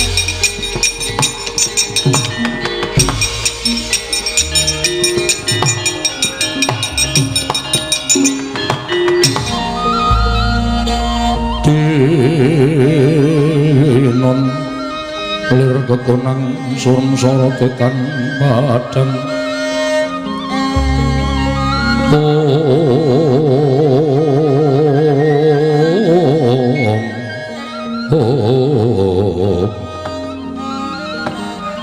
Yayi Janaka wonten timbalan Koko Prabu Werkudara Usawatara dadi penggalianing pun ngakang pendak-pendak Pandhawa mlumpuk ning Praja Ngamarta. Lah kok dadi ora katon putramu Werkudara ing ngaton suwana ning Praja Ngamarta. Malah piranganing putra ing Madukara ndak kespadake ora ana suwaning si Abimanyu. Arjuna putraku menyang endi? Koko Prabu sampun sawetawis ugi kula mboten sumerep dhateng putra Paduka pun Abimanyu. Malah sak mangke jaring para nayaka ing kasatriyan Tanjung Anom bilih Abimanyu sak mangke mindhan saking negari utawi kasatriyan Tanjung Anom semono uga wah Antarja Gathot lan Antasena uga ora sowan ning Jodipati. Aku dhewe ora ngerti menyang endi dunune anak-anakku ning gandeng tumrap aku Antarja Gathot lan Antasena kuwi bocah nom sing lagi rumagang mbok menawa ana bab lan ana perkara sarta nedenge lagi seneng srawung kalawan kanca-kancane sabarakane barep kakangku niat langening kalanggiwan aglar pandan moncar tinon ler kekonang surm sorot ketan padang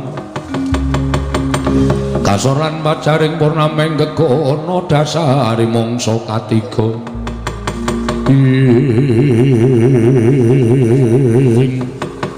dereng ngantos paripesame Mbah Wacana kasarusaning Raden Abimanyu sumawana Raden Gatotkaca dumraja tanpa lalapan Tanjapala Mandhawa ya kumulung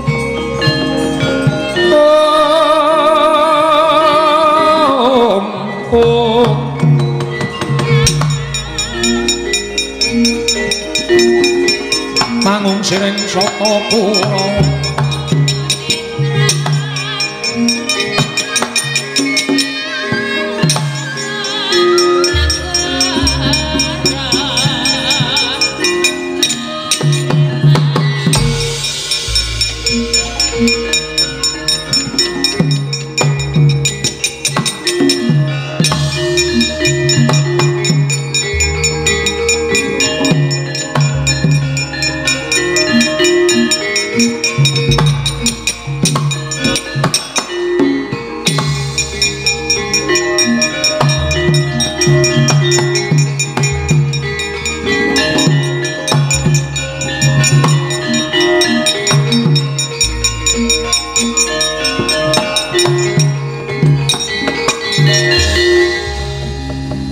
anut lakuning Kurawa hen patine Sang Abimanyu ana ing citra tandya sang Satyaki makut ngambil sanjata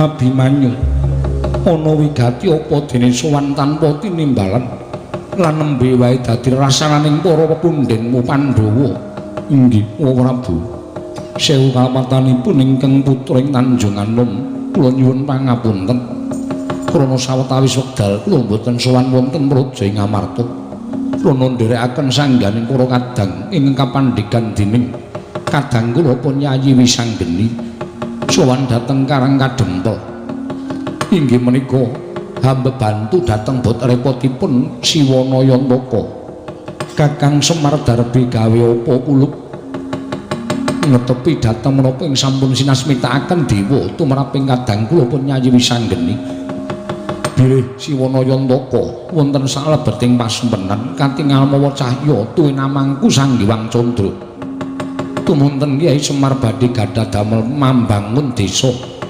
namung kemawon wonten syarat srana ingkang kedah linampahan apa syarat srana ninggir putraku Tanjung Anom mboten sanes kejawi namung ingkang putra Abimanyu dinuta dening Kyai Nayantaka supados nyuwun ngampil pustaka Jamus Myang Jimat Klima Sadawa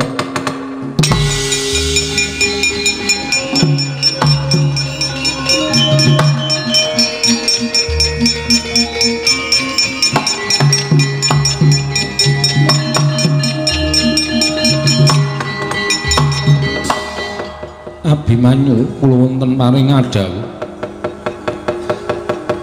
apa kira-kira Kakang Semar mestine ora bakal nambuhi babagan pustaka Jamus Myang Jimat Klima Sada yen to pustaka Jamus Klima Sada kuwi pusakaning para Pandhawa kuwi panguripaning kawula sak negara Ngamarta mongko ing atase Kakang Semar mung butuh kepengin bangun desa wae lha kok dadak abot temen syarat sranane kudu mboyong marang pustaka Jamus Myang Jimat Klima Sada kulup atmajaku bocah bagus mula bali marang Karang Kadempel matur marang Kakang Semar yen to Pandhawa ora keduga ngaturake pustaka Jamus Myang Jimat Klima Sada nanging bakal ndak aturake pusaka lamun Kakang Semar bisa ngendikake apa to ingkang dadi gegayuhane dene dadak mbutake pustaka Jamus Myang Jimat Klima Sada kulup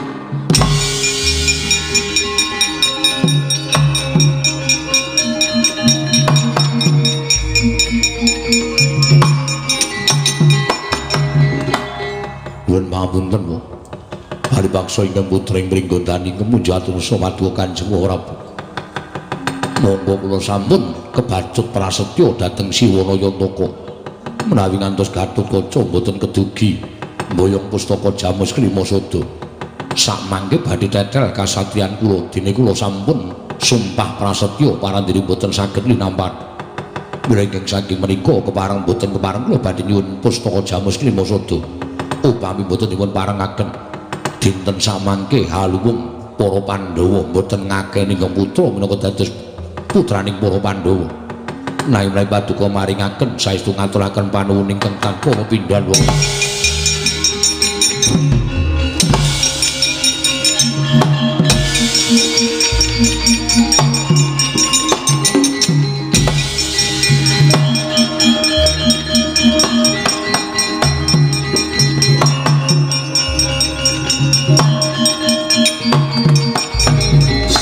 Sedewa wonten maring adhawuh sira Syadyaja nganti wedi kangelan pisan ingkang padha bandha yuda aku ora kepengin kawula negara Ngamarta weruh Werkudara ngajar kelawan anake Janaka milara lan atmajaning Si Abimanyu Sedewa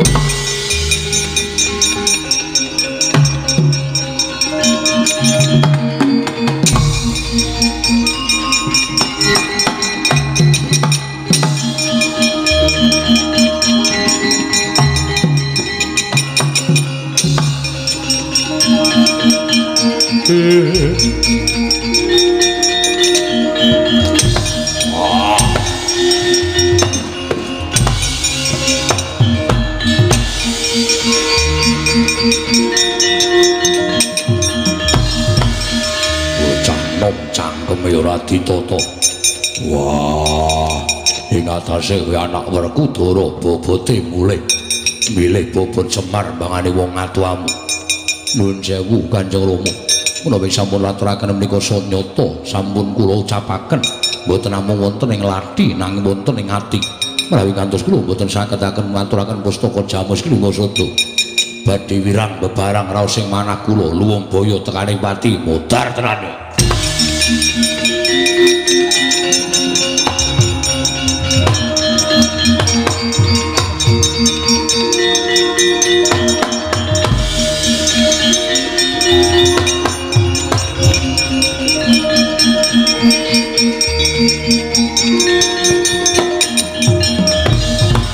Abimanyu anakku cah bagus. Abimanyu anakku aja banget-banget nggomu gawe wirang marang wong tuwa. Kanjeng Prabu kuwi sesemban wong atuamu Koko Prabu Kuladewa kuwi banget ndak aji-aji. Lah kok dadi wani kowe matur ingkang kaya mengkono padha karo kowe ngorek-orek marang pasuryaning wong gerak. Kula nyuwun mampunen Kanjeng Rama. Menapa paduka Kanjeng Rama supe dhateng labetanipun Kyai Semar ingkang tansah momong dhateng jengandika Kanjeng Rama sarta angulataken dhateng Paduka ngantos sak mangke Paduka jejer minangka dados langing jagat lancuring bawana menika mboten mrucut kaliyan labenanipun Kyai Semar Badranaya mulang karo gerangan.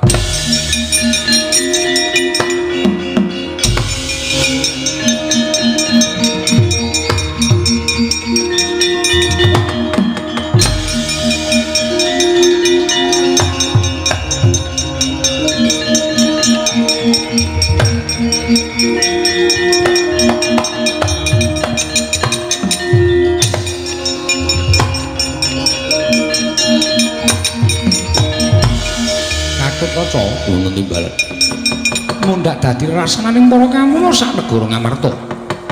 Ingkang padha ora seneng, ingkang padha ora demen lawan sira lan bapakmu padha keplok-keplok. Mung perkara kaya ngene lha kok dadi nganti gegeran. Nggih. Kanjeng Paman keparingipun pustaka Jamus Klima Sada. Nadyan tanpa dingerteni dening Kanjeng Koko Prabu Puntadewa nanging tak pundhut saka ing pagedhongan pusaka Paduka gawanen. Aturna Kyai Semar, Kanjeng Rama lan Kanjeng Paman, aku mengko sing ngurusi wong kamu mulu karo kaca.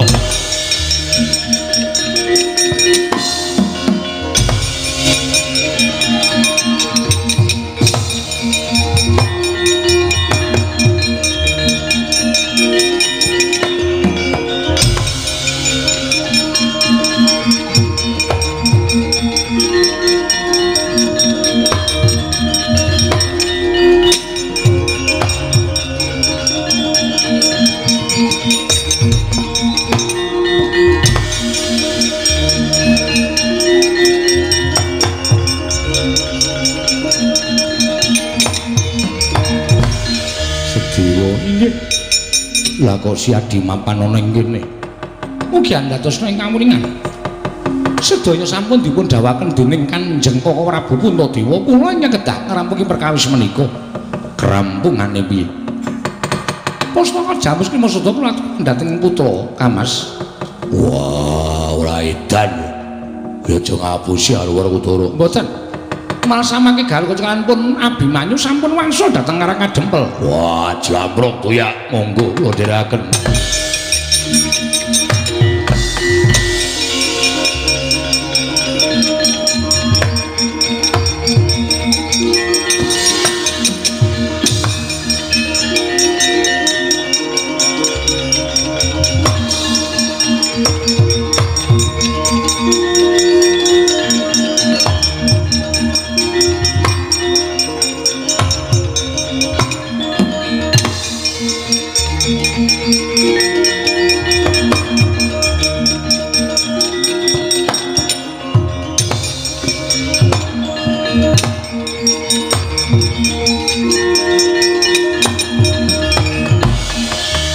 Kuncang kancing langit kelap-lapaken lerken sanging risang mawe gandrung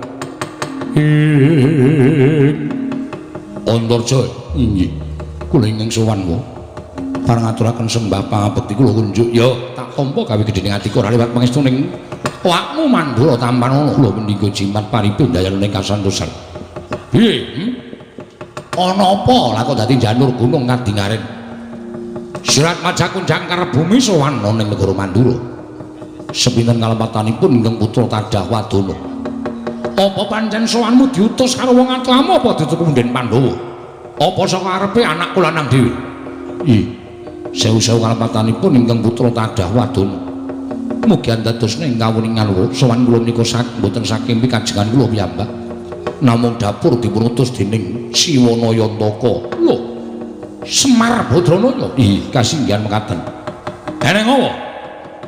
Nalika semanten kula nderekaken sanggaring para putra Pandhawa ingkang sampun nampi sasmita bilih kinen caket kaliyan Kyai Semar.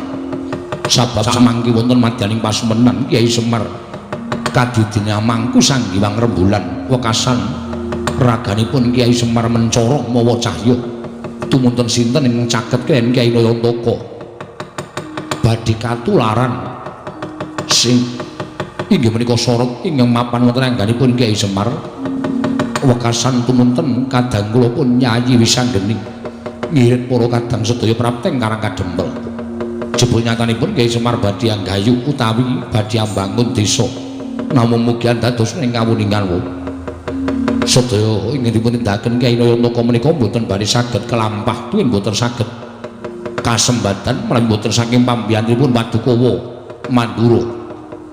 Lah terus aku kudu piye?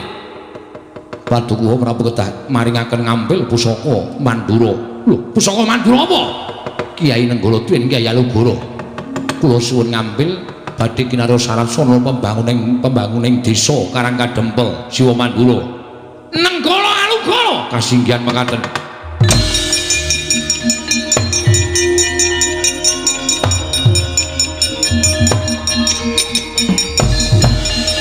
Antarsa Naga Baginda nggih wonten dawuh.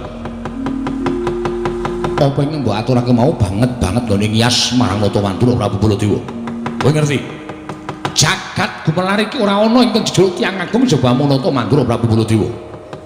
Slagining Nalendra sak pepadaku wae padha ngakoni marang Nalendra ing Mandura. Lah kok dadi ming derajate Semar kok ngiyas marang Nata Mandura. Lah kok ming derajate Semar kok ngilani karo Nata Mandura Prabu Baladewa. Njur saya tak takon karo kowe. Semar iki derajat apa?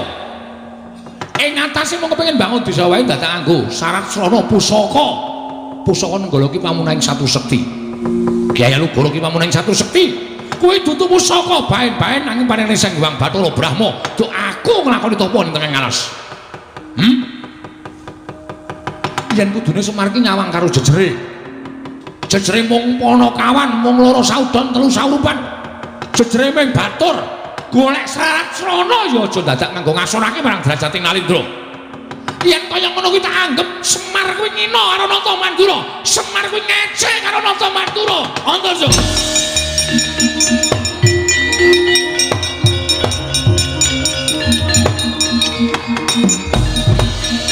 Nuwun mapunten. Bebasan sampun ngantos kok namung prapteng antaka nadyan dados bledug raganipun Antarja trimah kula mboten wangsul wonten ing Karang Kadempel menawi paduka mboten maringaken ngambil wujudipun Kyai Nenggala lan Kyai Alugara. Lho. Mekaten sampun dados prasetyaning manah kula. Wah, ada jagat dewa pantri ngono kowe arep nyoba karo Baladewa. Yen ngono kowe ora wedi karo Baladewa. Ajrih wae nek wedi bali kula mboten wonten wangsul langkung ajrih kalian Kyai Semar. Menawi ngantos kula dipun dukani dening Kyai Nayantaka sebab sedaya sampun sami nyebat Kyai Semar menika pusaka ingkang bisa kandha jimat ingkang bisa ngucap bebasanipun idu dados geni. Menawi ngantos kula dipun sumpahi dening Kyai Semar menapa boten nalungsa gesang kula. Yen ngono abot Semar mbane Baladewa. Nggih, nyuwun pangapunten paripasa kedah mekaten iblis kowe.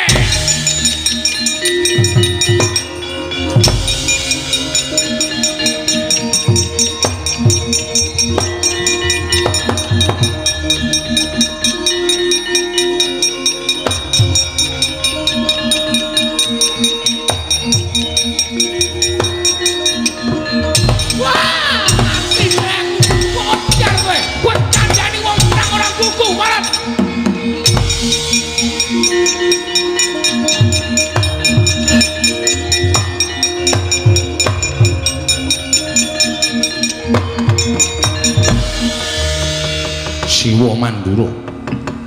saya sepuh ora iso meper mubal babaling nganepsun. Mula Sora karo Antarja sak gelem-geleme. Apa dianggep aku kalah karo sampean? Yen pancen sampean ora kena dikandhani, sampean ora kena dileremake rasane. Ayo. Tak ajangi jembar legane atiku Antarja ora bakal mundur. Padange wani petengane apa meneh.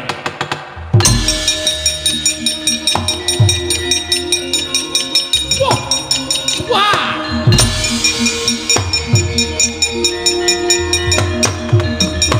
Yata laruta saking Guca Sangkara kala yen namutusa sangsi. Wah, tobat aku dadi malang krek ning ngarepe wong tuwa. Wis tak antepi Wah Prabu. Yen pancen sampeyan disuwuni ngambil pusaka malah sajake duka yayasinipe mula Sora karo Antarja. Aku ki menungso. Nadan aku bocah wingi sore nang kedurungan rasa. Aku yang dijiwit ngrasake lara, yang ditabuk ngrasake lara, apa meneh dicempalani dening Wah Prabu. Ayo, nek pancen Ratu Mandura ngejak Sulaya karo wong jangkar bumi. Tak jange jembar legane atiku. Wah, panusmane jajalan wani karo Ratu Mandura. Jaluk mati cara piye? Koko Prabu, Koko Prabu.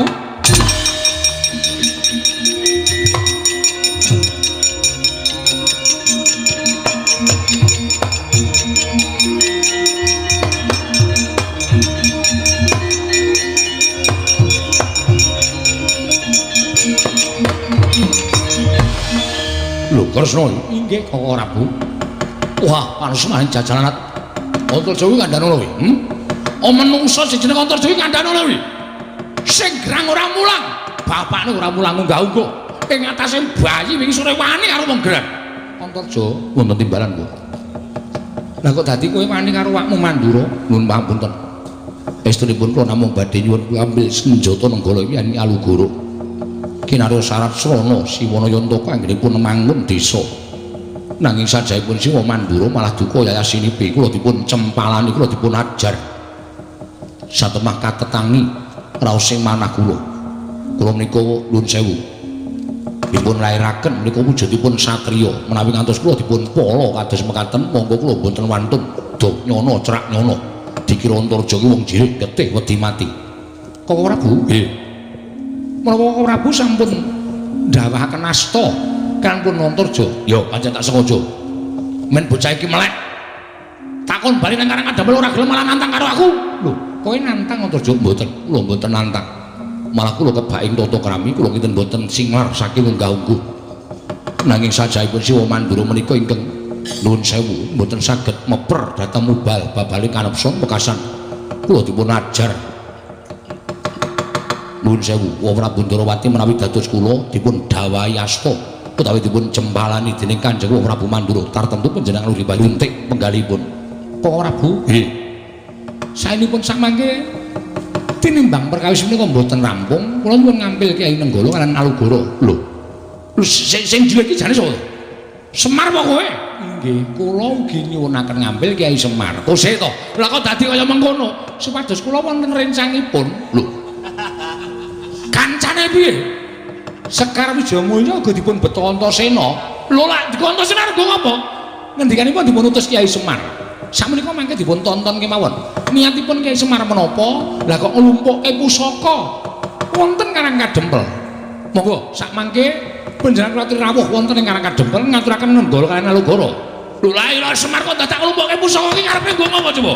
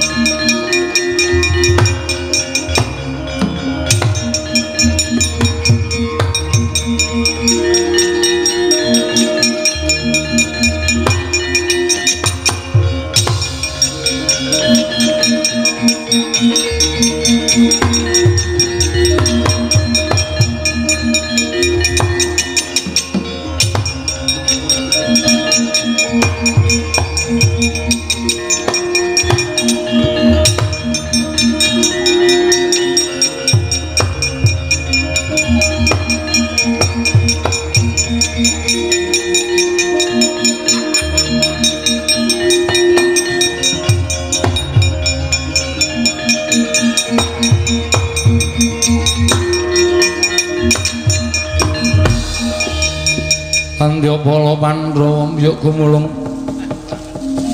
mangung siring sata Kurawa ambahungke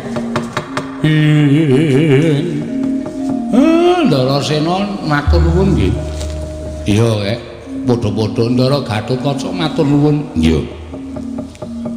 Siwa Semar. Ndara Antarja kok dereng ngaturake napa sing pun mangsanggupi. Anggen sampeyan kepengin utawi sagah ngaturaken pusaka. Siwa Semar nyuwun pangapura. Pusaka diasta dening Kanjeng Prabu Mandura. Kose Kakang Semar, aku tak takon. Lah kok dadi werna-werna penjaluke Kakang Nayantaka? Ya kuwi manunggalake pusaka telu. Wijaya Kesuma, Pustaka Jamus Klimasada lan Alugara Kyai Nenggala. Alugarane Kyai Nenggalane dereng ketok. Kok Prabu? Nggih. Alugara Kyai Nenggala dipun dadosaken setunggal mriku. Lho jane arep apa to? Mang dadekke siji riyen to.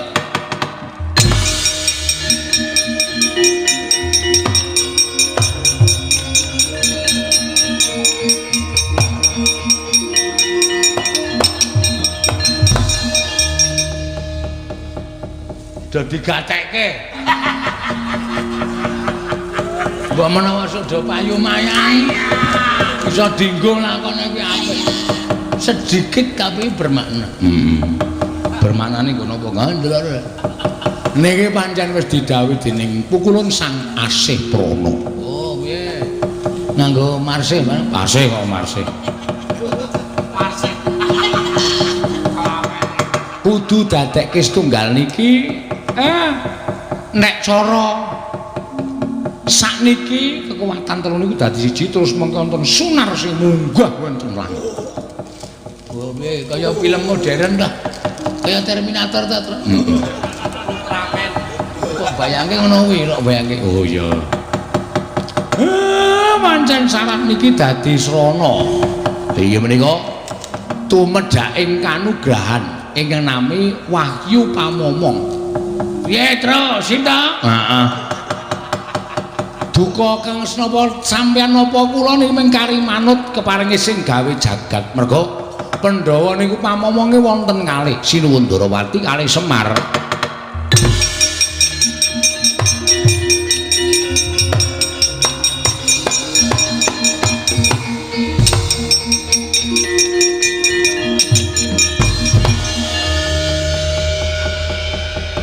Kanthi sarana pikantuk Wahyu Pamomong niki pusaka dipun pendhet piyambak-piyambak. Ya.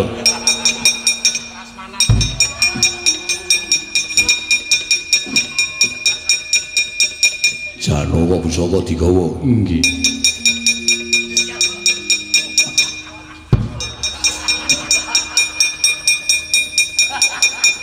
Ampuh-ampuh ya, Tru. Ayo kekuatan pusaka.